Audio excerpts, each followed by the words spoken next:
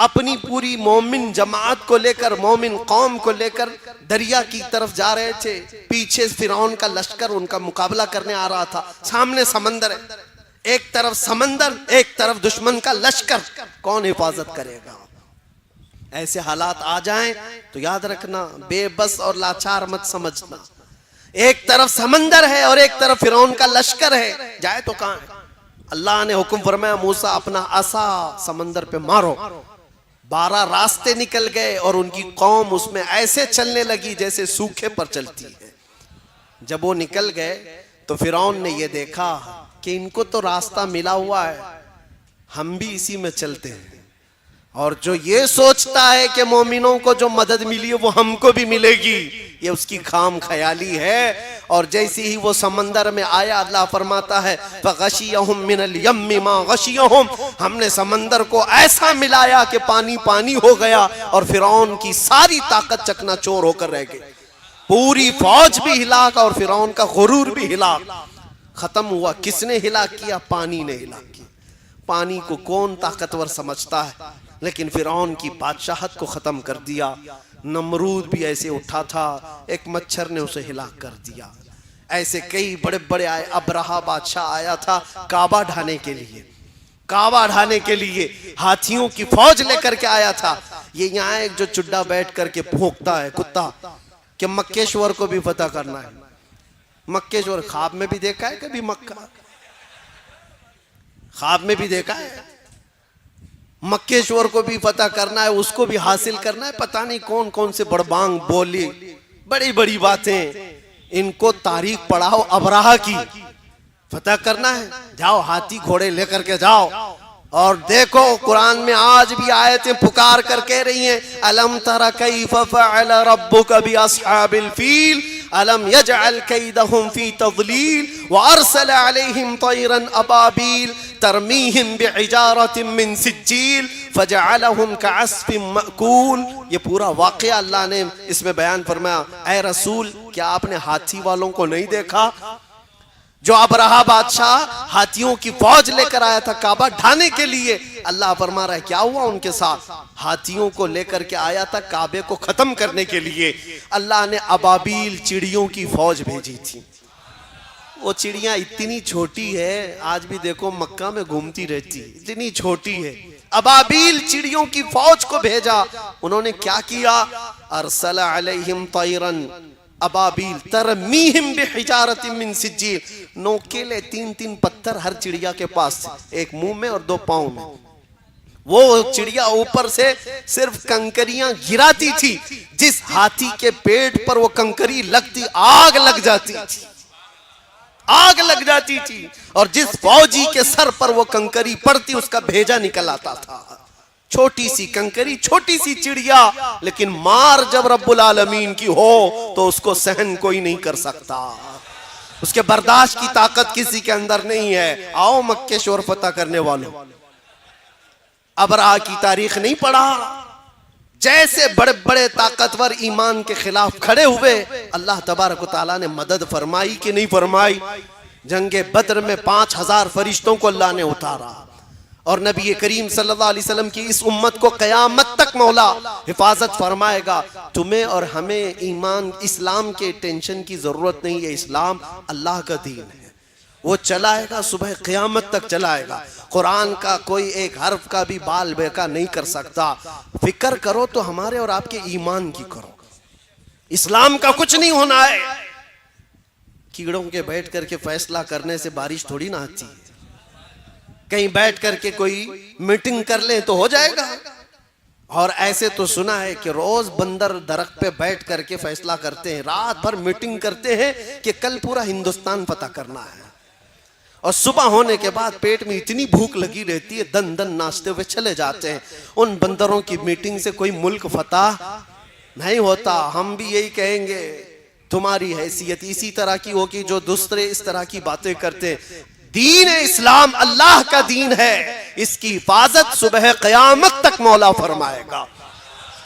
लेकिन फिक्र करो तो अपने और आपके ईमान की, जो दिल के अंदर मौजूद है, ये कहीं रुखसत ना हो जाए। इसी को आला हजरत ने अपने शेर में बताया था, आंख से काजल साफ चुरा ले, यहाँ वो चोर भला के हैं, तेरी गठरी ताकी है और तूने नींद निकाली है। सुना जंगल रात अंधेरी छाई बदली काली है, सोने वालों जागते रहियो चोरों की रखवाली है।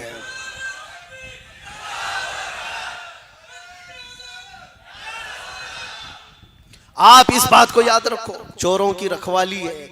तुम्हारे आंख से काजल चुरा लिया जाएगा। आंख का काजल क्या है? हुजूर की मोहब्बत, हुजूर का इश्क, ये तुम्हारे आंखों का काजल है। ये चुरा लिया जाए तो फिर तुम्हारा कुछ भी नहीं है, तुम्हारा कुछ नहीं है। तुम्हारी जो कुछ भी पहचान है वो तुम्हारे ईमान से।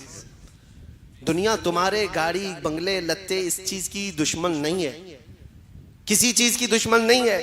तुम बड़ा बंगला बनाए हो, गाड़ियां लिए हो, बहुत जायदाद है, किसी चीज की नहीं, ईमान की दुश्मन है।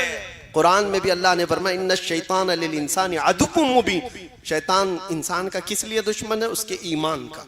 बाकी तो बहुतों का तो भाई है, ईमान नहीं है तो सगा भाई बन जाता है। शैतान बहुतों का दोस्त है, यार है, मददगार है, लेकिन ईमान वाले का दुश्मन है। इसलिए आप सबकी ये जिम्मेदारी है कि अपने ईमान को बचाओ, अपनी औलाद की तरबियत सही माहौल में सही ढंग में करो। गाने बाजे टीवी सीरियल पे कब तक इनको पालोगे?